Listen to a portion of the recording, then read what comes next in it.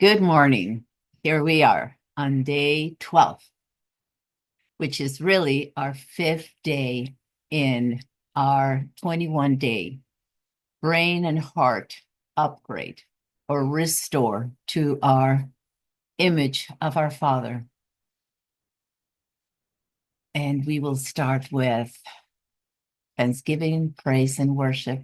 Abba, thank you for what we're working on and what we're facing today. Each day you add a little more and you enlighten us a little more to grow. We're creating all this proteins. That is so awesome to create this new thought that will destroy the old. You care enough to walk this out with us. We don't do this process alone, and we are so thankful for that. You know the answer, you know the solution, and it's in you, in whom we trust. And we praise you because you inhabit the praises of your people, and you are always by our side. It is amazing how our brain needs to hear that every day, that you are always with us. And I can feel your presence, Father, when I praise you, because my eyes are not on me anymore, but on you. You are worthy to be praised. Receive all the honor, the glory you deserve, because there is none like you. Our Creator, our Abba Father, Creator of all the heavens and the heavens above and all their hosts, the earth and all that is on it, the seas and all that is in them. You give them life to all of them, and the heavenly hosts bow before you. And so do I. You are so worthy.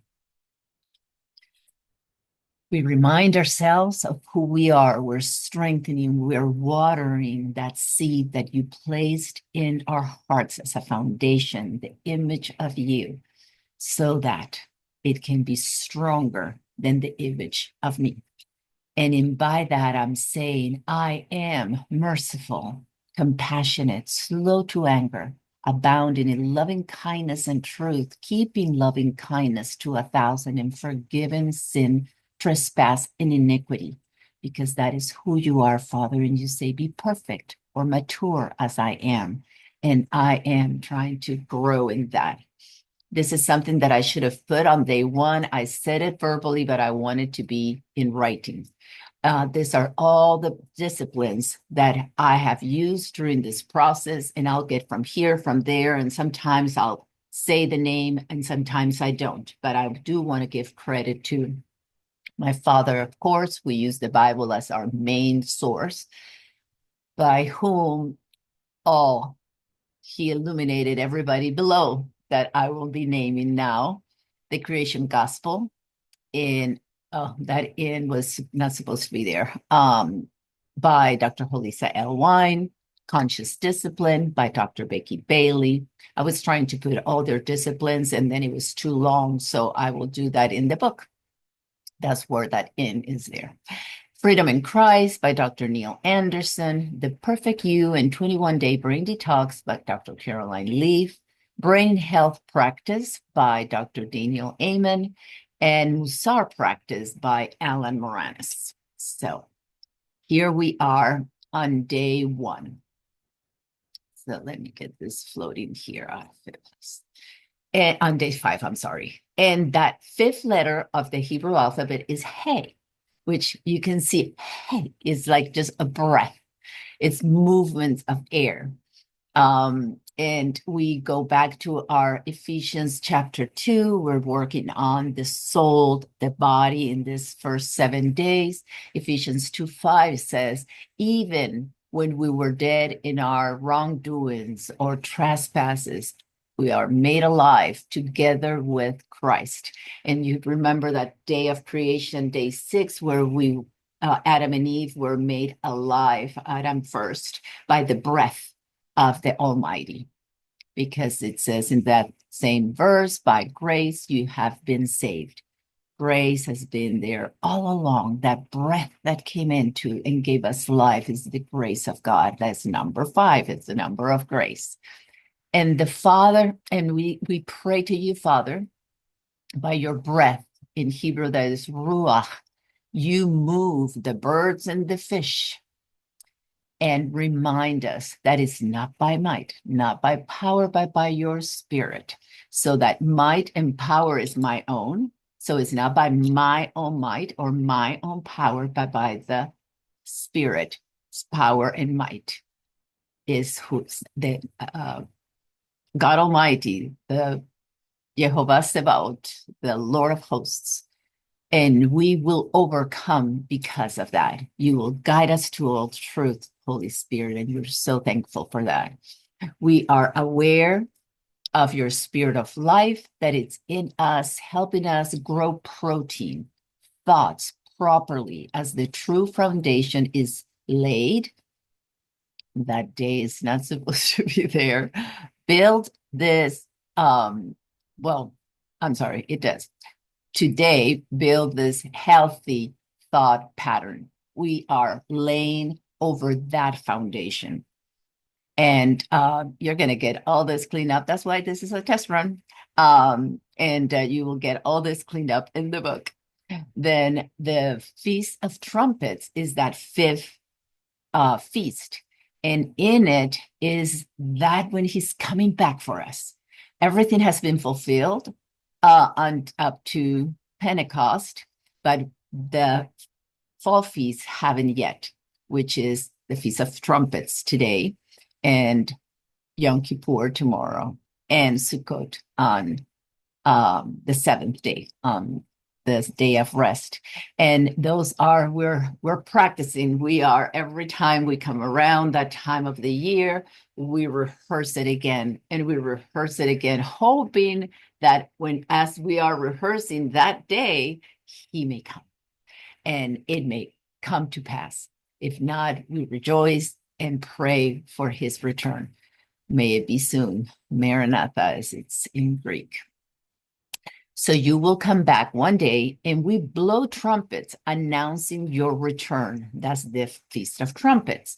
And it is important when we think of that. Well, what does that mean to us now? He hasn't come back yet. It's not here yet, but we still practice that.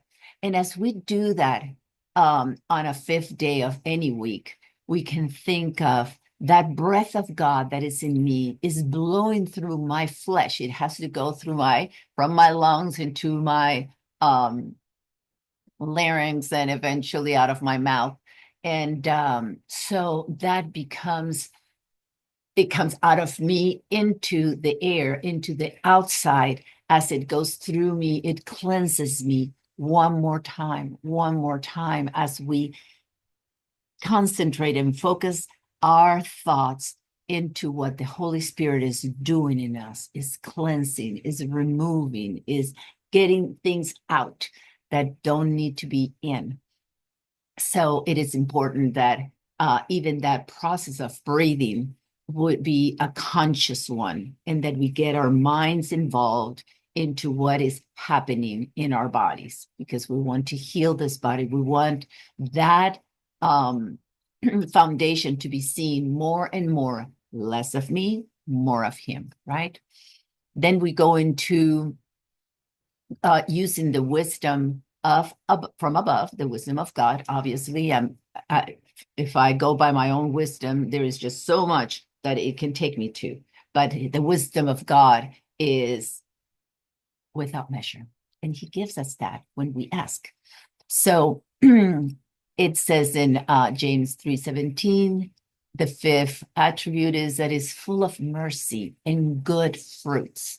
So thinking of that, we illuminate a process that the fifth process in that 7 steps to freedom in Christ, which is kind of like a spring cleaning of our soul.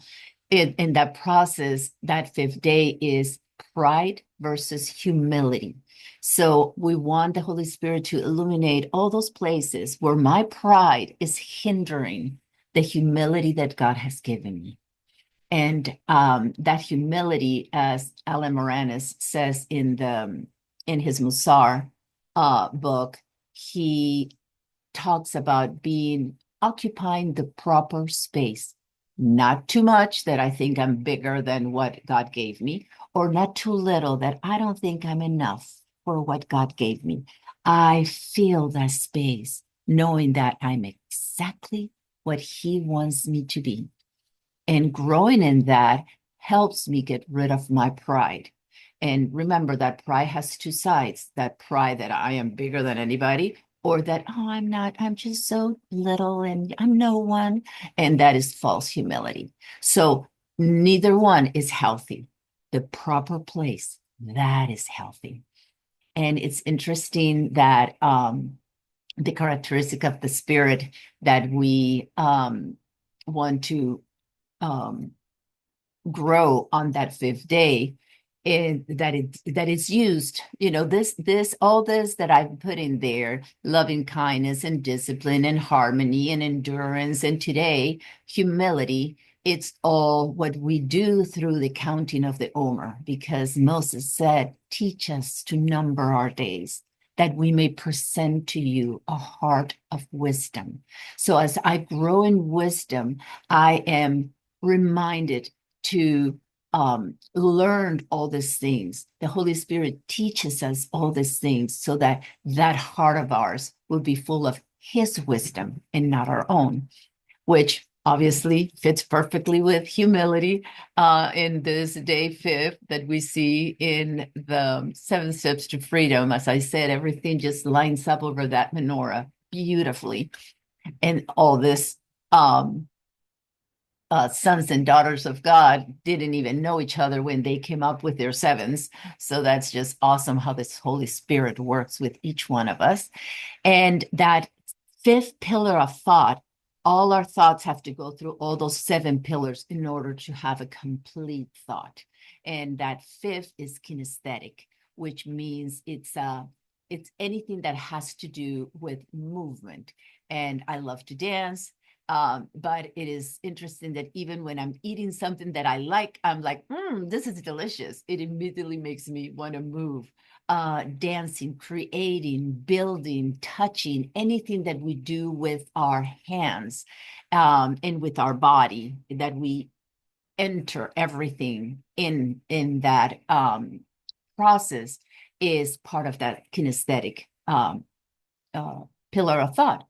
And He actually tells us to love Him with all of our heart, mind, soul, and strength, might. So He also tells us that's the last one, that we are to continue to grow.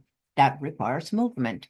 So we will continue to practice as many times as possible, 7 times today, the triggers that may take us to that place that we're trying to destroy.